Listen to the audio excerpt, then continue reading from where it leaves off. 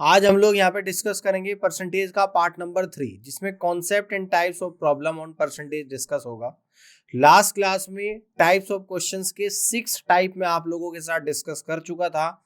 आज होने वाला है आपका टाइप नंबर 7, यानी कि डायमेंशनल फिगर एंड एरिया। इस पे किस तरह के क्वेश्चंस बनते हैं देख लेते हैं। तो सबसे पहले तो यहाँ पर ये जानते हैं कि डायमेंशनल फिगर क्या होती है। कि a dimensional figure often refer to simply as a figure और शेप। ये एक फिगर या एक शेप हो सकती है। इज ए 2 डायमेंशनल और 3 dimensional geometric object that occupies space और a plane. Geometric figure can be flat 2D और हैव डेप्थ 3D। यानी कि ज्योमेट्रिक फिगर दो तरीके की होती है, तो 2D हो सकती है या 3D हो सकती है। अब 2D डायमेंशनल फिगर किस तरीके की होती है वो देख लेते हैं। कि 2D dimensional figures exist on a flat plane and include shapes like triangles, rectangles, circle, polygon. These shapes have only length and width. यानी कि 2D डायमेंशनल फिगर वह होती है जो एक फ्लैट प्लेन पर होती है, यानी कि एक समतल पर होती है। जैसे कि ट्राइंगल त्रिभुज, रेक्टेंगल आयत, सर्कल वृत्त, पॉलीगन यानी कि बहुभुज, जिसमें केवल लेंथ और विड्थ की बात होती है, वही आपकी 2 डायमेंशनल फिगर होती है। अब 3 डायमेंशनल फिगर क्या होती है। कि 3 dimensional figures have depth and include objects like cubes, spheres, cones and prism. These shapes have length, width and height.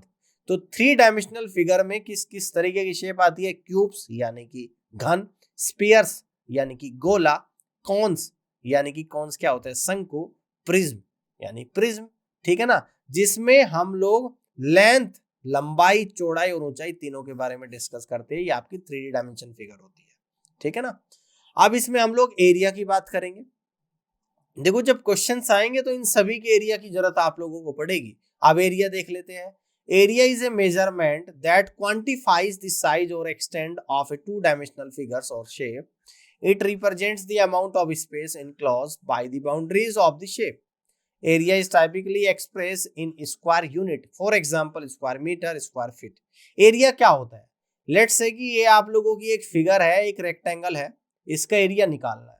तो इसकी चारों भुजाओं के द्वारा घेरी गई आकृति को, ये जो मैंने शेडेड करा है, ये इसका एरिया है, ठीक है ना, ये इसका एरिया होता है।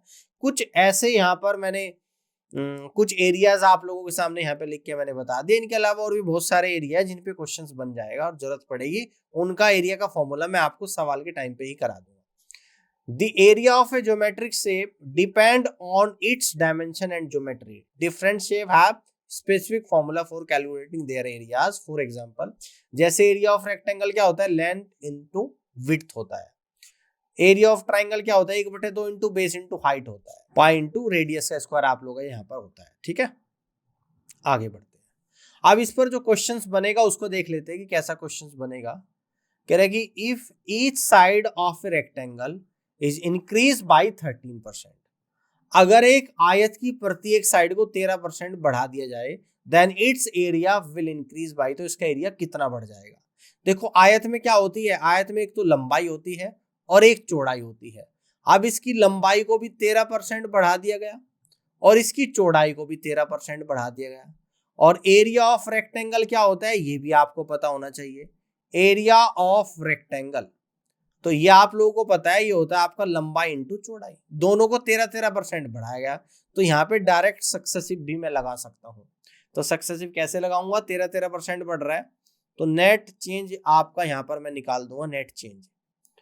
तो सक्सेसिव हम लोग डायरेक्ट यूज कर लेंगे, यानी कि 13 + 13 और प्लस 13 इंटू 13 डिवाइडेड बाई 100%। तो नेट चेंज आएगा 13 और 13 कितना होता है 26 प्लस 13 गुणा 13 169/100 यानी कि 1.69। ये टोटल आ गया आप लोगों का यहाँ पर परसेंटेज, यानी कि टोटल आ गया 27.69%। 27.69%।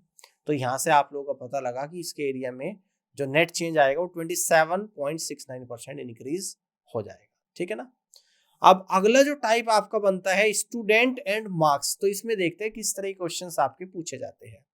इन a certain examination passing marks is A%। अगर किसी एग्जाम में पासिंग मार्क्स A% दे रखे हैं, if any candidate obtain B marks and fails by C marks, then passing marks क्या हो जाएगा B+C। एक एग्जाम में पासिंग मार्क्स A% दे रखे हैं और कोई कैंडिडेट B नंबर प्राप्त करता है और C नंबर से फेल हो जाता है, तो पासिंग मार्क्स क्या हो जाएंगे B जो उसे मिले हैं, और फेल कितने से हुआ है C से। जो फेल हुए हैं अगर उन्हें भी जोड़ दो B+C तो यही आपके पासिंग मार्क्स है। अगर टोटल नंबर निकालने हैं तो कैसे निकलेगा 100 इंटू B+C अपॉन A। कह रहा है कि in an examination B for boy G for girl और participated X% of boys और Y% of girls pass the examination then।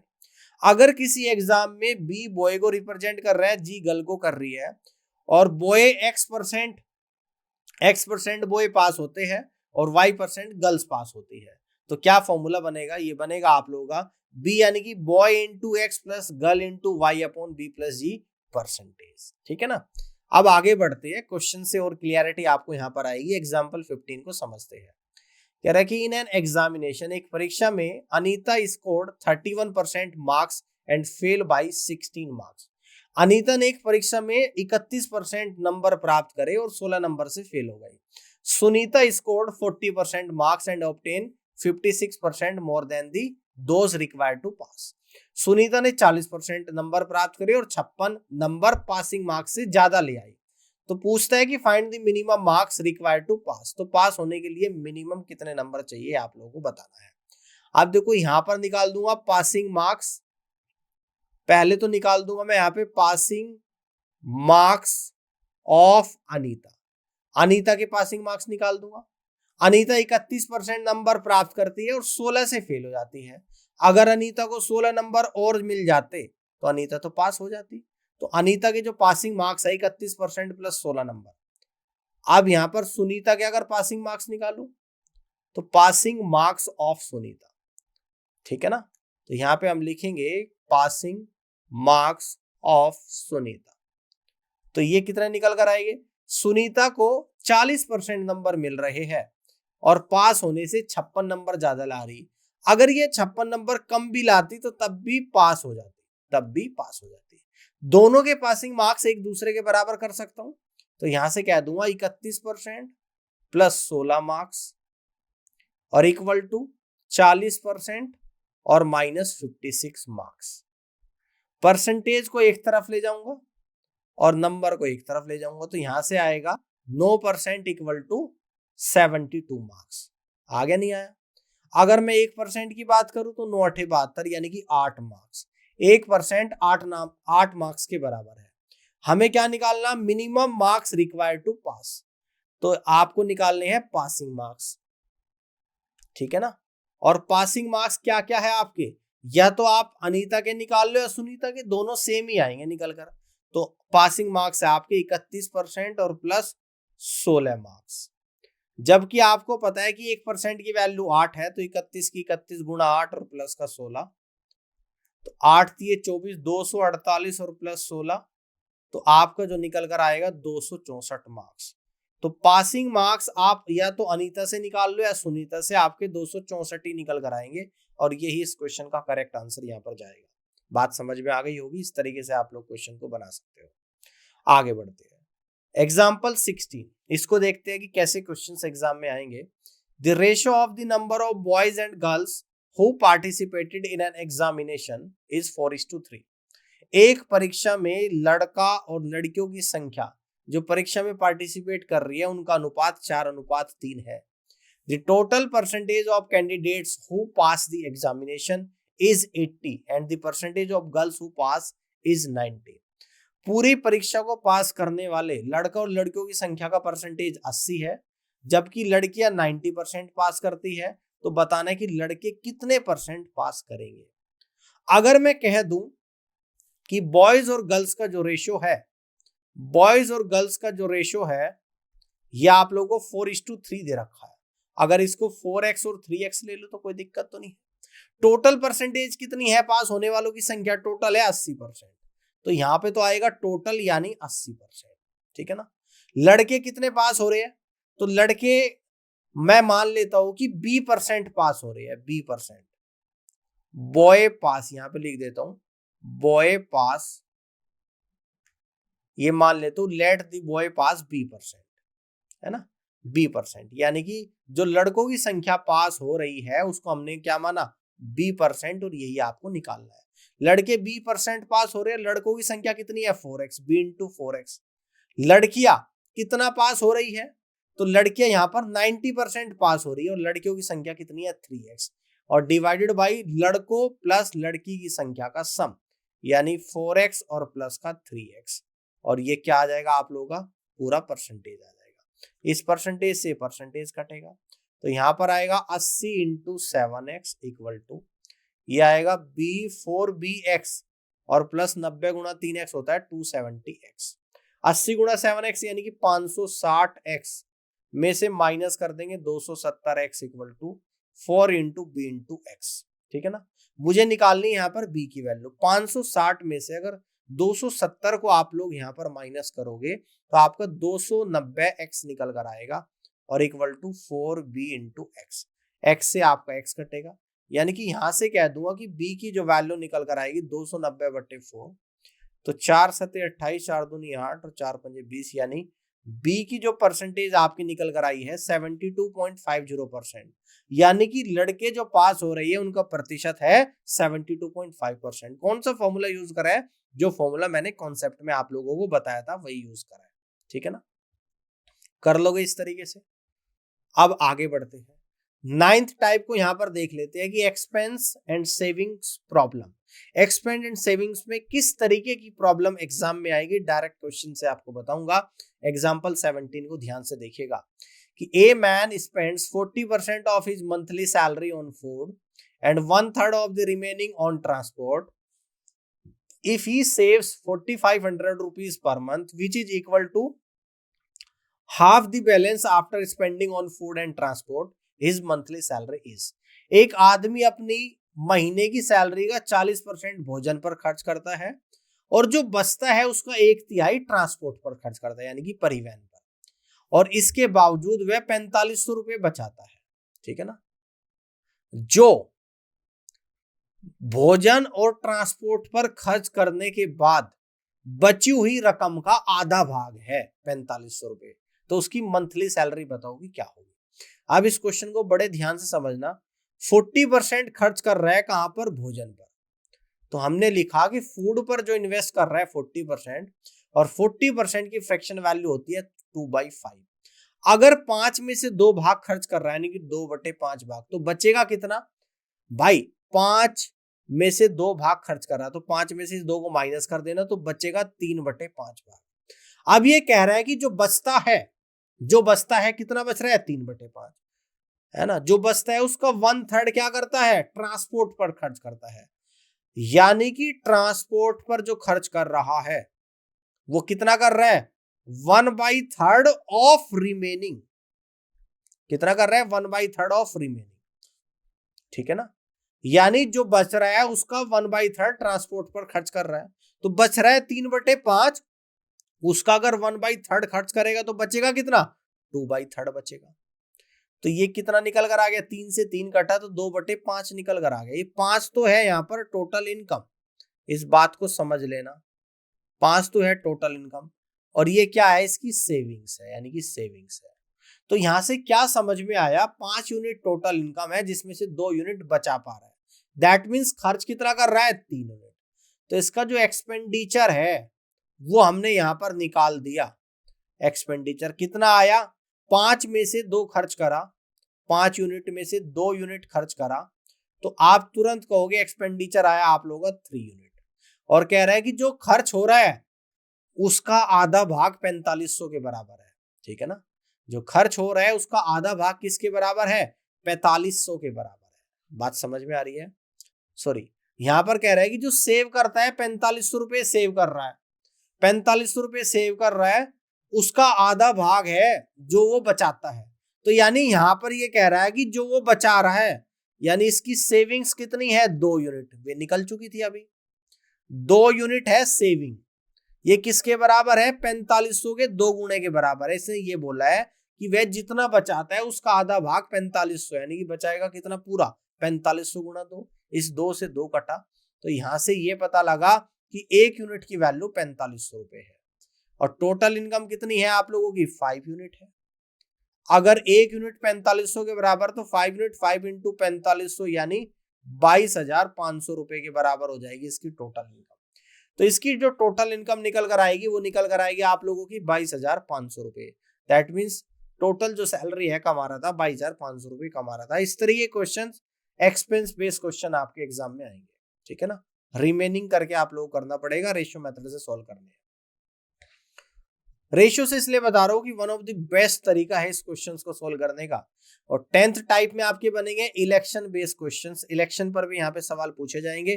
कैसे सवाल पूछे जाएंगे, एक क्वेश्चन से आपको थोड़ी क्लियरिटी जरूर होगी, मैं आपको दिखाता हूँ। कह रहा है कि in an election there were only 2 candidates, one of the candidate secured 40% of the votes and is defeated by the other candidate by 1490 votes. The total number of votes polled is।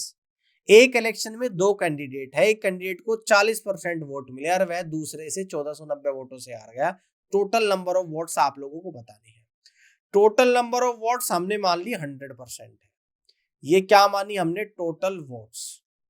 Total votes हमने मानी कि 100% है, जिसमें से एक candidate को मिली 40%, तो दूसरे को क्या मिलेगी, बची हुई वोट। 100 में से 40 एक को मिली तो दूसरे को मिलेगी 60%। तो हार जाएगा जिसको 40% मिली है, और कितनी वोटों से हारेगा, 20% से, क्योंकि जीतने वाले को 60 मिल गई। और कहता है कि 1490 वोट से हारता है, यानी कि 20% की वैल्यू 1490। तो टोटल वोट्स यानी 100% की वैल्यू निकालनी है। तो 20 में अगर मैं 5 की मल्टीप्लाई कर रहा हूं तो 100% बन रहा है, और 1490 में भी अगर 5 की मल्टीप्लाई करूंगा तो 7450 वोट्स निकल कर आएगी टोटल वोट्स। तो टोटल जो वोट्स है आप लोगों की 7450 है, और इस तरीके से हम लोग कह सकते हैं कि सी ऑप्शन सवाल का करेक्ट आंसर बनेगा। बात समझ में आ रही होगी आप लोगों को। आगे बढ़ते हैं, ठीक है। 11th टाइप के क्वेश्चंस को यहां पर देखते हैं। ये है आपका कमीशन बेस्ड क्वेश्चंस। कमीशन पर किस तरीके के सवाल आपके बनेंगे, क्वेश्चन से सीधा क्लियरिटी करेंगे। एग्जाम्पल 19 को समझते हैं।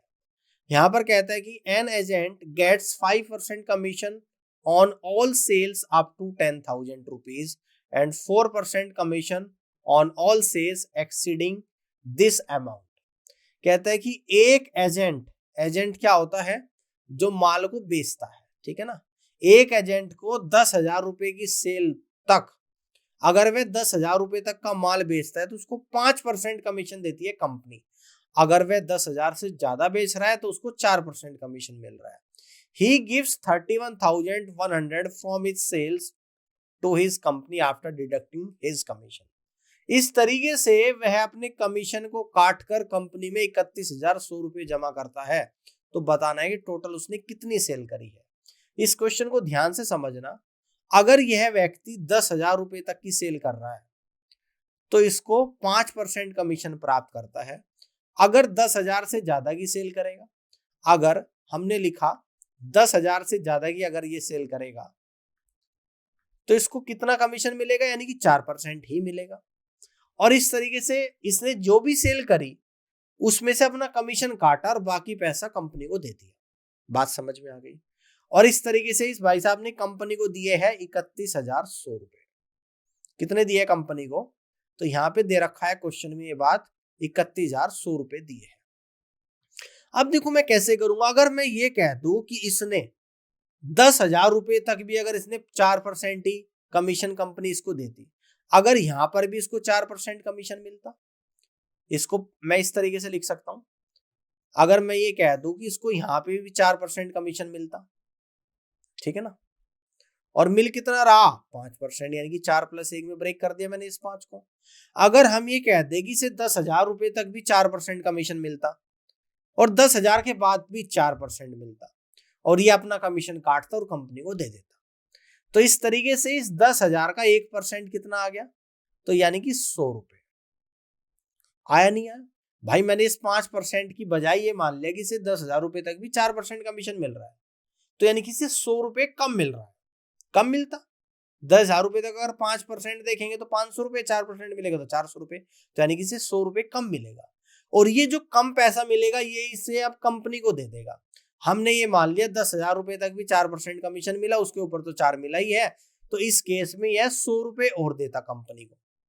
तो इस केस में यह कंपनी को 31,200 रुपए देता टोटल, ठीक है ना। कितना देता? 31,200 रुपए।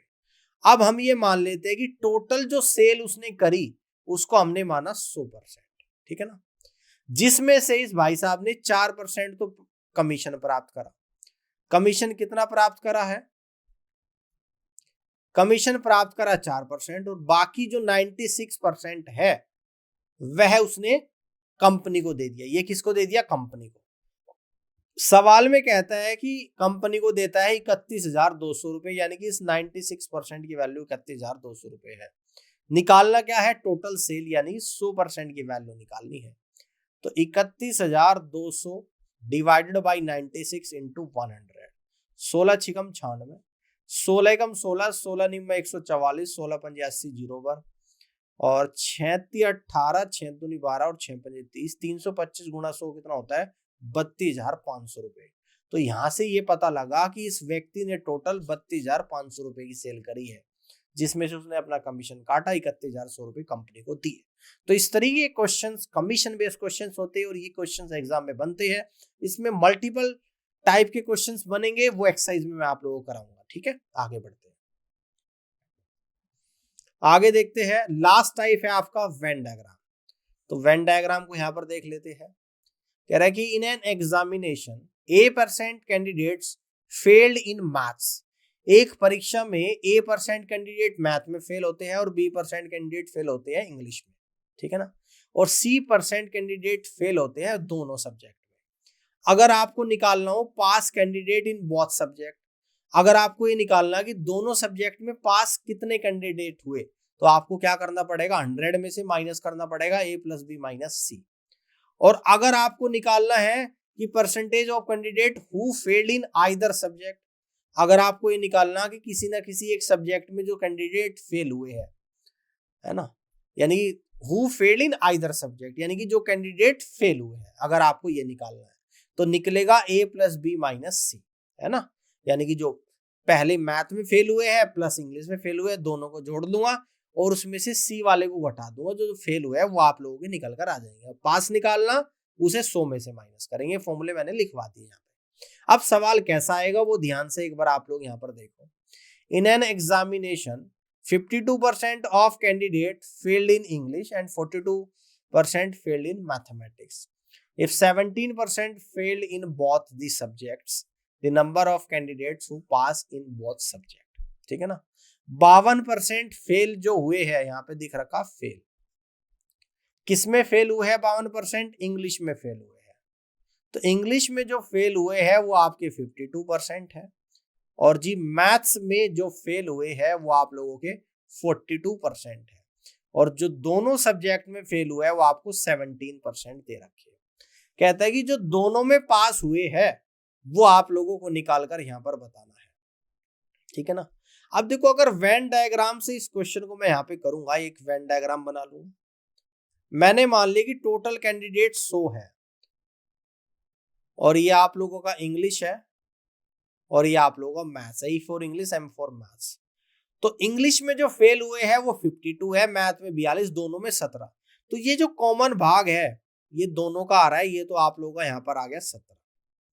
अब पूरा आप लोगों का ये निकल कर आ रहा है पूरा, जिसमें 17 तो यहाँ पर आ गया, 52 में से 17 माइनस करोगे यानी कि 35 यहाँ पर आ जाएगा। पूरा आप लोगों का ये निकल कर आ रहा है पूरा, जिसमें 17 ये आ गया, 42 में 17 माइनस करोगे तो 25 ही आ गया। तो टोटल कितना आ गया? 35 और 25, यानी कि आपका निकल कर आएगा 60 और 17 77। तो टोटल जो फेल हुए हैं वो 77% है। बात समझ में आ गई? टोटल फेल कैसे हुए? 77%, है ना। और आपसे पूछ रहा है कि टोटल पास कितने हुई है, तो 100 में से आप लोग 77 को माइनस करेंगे, तो आपका जो निकल कर आएगा वो 23% निकल कर आएगा, ठीक है ना। अगर इस क्वेश्चन में पूछता ओनली इंग्लिश में कितने फेल हुए हैं तो 35% आता, ओनली मैथ्स में कितने फेल हुए हैं 25 आता, अगर पूछता इंग्लिश में कितने फेल हुए तो 52 आता, मैथ्स में पूछता तो 42 आता। ओनली लगते ही केवल इंग्लिश के आप लोगों को बताने पड़ेंगे। तो इस तरीके से वेन डायग्राम से आप लोग इन क्वेश्चंस को कर पाओगे। इसमें भी बहुत सारे क्वेश्चंस हम लोग करेंगे, जब एक्सरसाइज करेंगे तो वहां पे आपको 100% क्लियरिटी हो जाएगी। ठीक है ना। तो 23% क्वेश्चन का राइट आंसर है। उम्मीद करता हूँ कि ये सेशन आपको पसंद आया होगा और इस पूरी क्लास को देखने के लिए आप सभी का धन्यवाद। अगली क्लास में हम लोग एक्सरसाइज में बहुत सारे परसेंटेज के क्वेश्चंस को डिस्कस करेंगे। Thank you so much.